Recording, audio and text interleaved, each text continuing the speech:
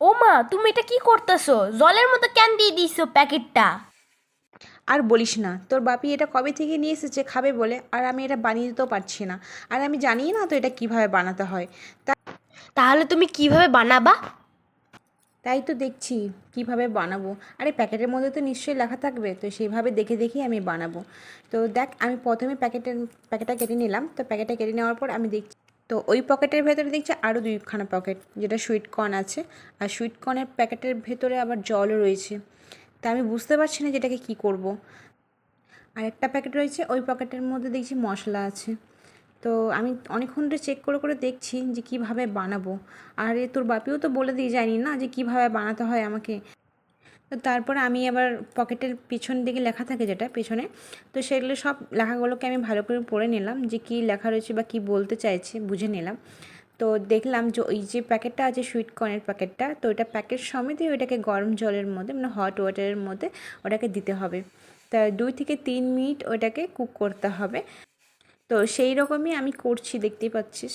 তো আমি এখানে প্রথমে একটা গামলাতে জল নিয়ে নিলাম। তো জল নিয়ে নেওয়ার পরে আমি এটাতে জলটা জাস্ট একটু গরম হয়েছিল, তো গরম হয়ে যাওয়ার পরে আমি প্যাকেটটা দিয়ে দিয়েছিলাম। তো প্যাকেটটাকে বারবার একটা চিমটা দিয়ে আমি বারবার ঘুরিয়ে নিচ্ছিলাম যেন দুই দিকটাই ভালো করে হয়ে যায়। কারণ আমি এতটা ডুবানো জল নিই নেই যেটাতে মানে পুরো ডুবে যাবে আর কি।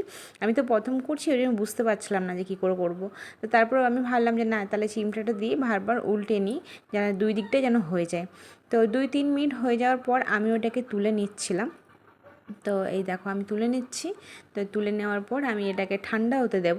তো তো যারা যারা আমার ভিডিওটা দেখছো, তো কারা কারা এটা খেয়েছো এই স্ন্যাক সুইট কর্নটা, তারা অবশ্যই আমাকে জানিয়ে যেও। আর আমি যে প্রসেসটা করছি এটা কি সঠিক করছি না ভুল করছি, তো সবাই অবশ্যই আমাকে জানাবে।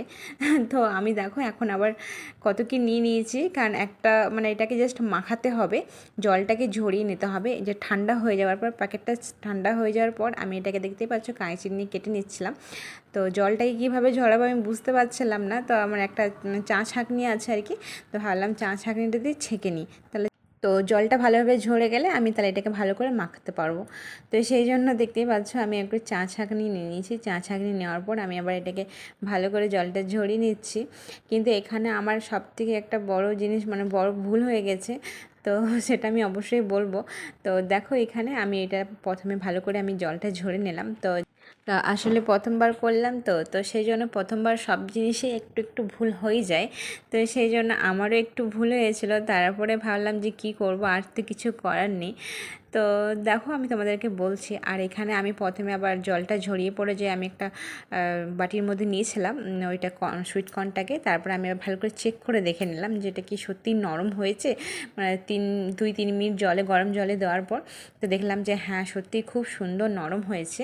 আর এইটাকে যা যা পিছনে লেখা ছিল প্যাকেটটার মধ্যে, যেটাকে বাটার দিয়ে সল্ট দিয়ে আর যে চাট মশলাটা দেওয়া আছে মানে সুইট কর্নের প্যাকেটের মধ্যে ছিল, তো সেটা একসাথে মাখাতে হবে।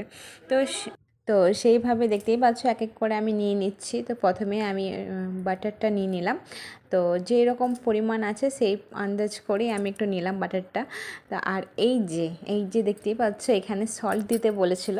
তো সল্ট যে কতটা দিতে বলেছিল আমার না, আমি সেটা ভালো করে খেয়াল করিনি। যে কারণ যেরকম মানে আছে সুইট কর্নটা, তো সেই রকম পরিমাণে আমি বাটারটা দিয়েছিলাম।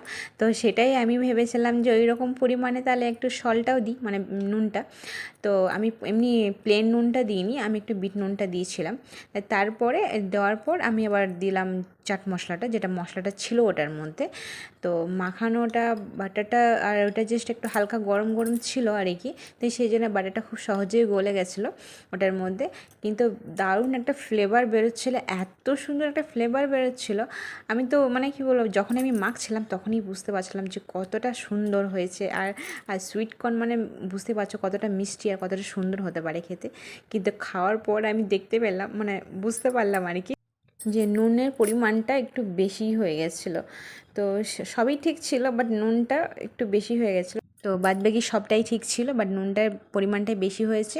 তো যারা যারা খাওনি তো তাদের উদ্দেশ্যে বলা এটা আর কি, যদি কখনও মানে মনে হয় যে খাবো, এটা খেয়ে দেখবো কেমন লাগে খেতে, তো তাদেরকে আমি এটাই বলবো সবটাই পোর্শনটা এইরকমই করবে, বাট নুনের পরিমাণটা একটু কম দেবে, আমার মতন ভুল করে না। তো এই ভিডিওটা কেমন লাগলো তোমরা অবশ্যই কমেন্টে জানাবে। তো এখানকার মতন এই পর্যন্তই, তো টাটা।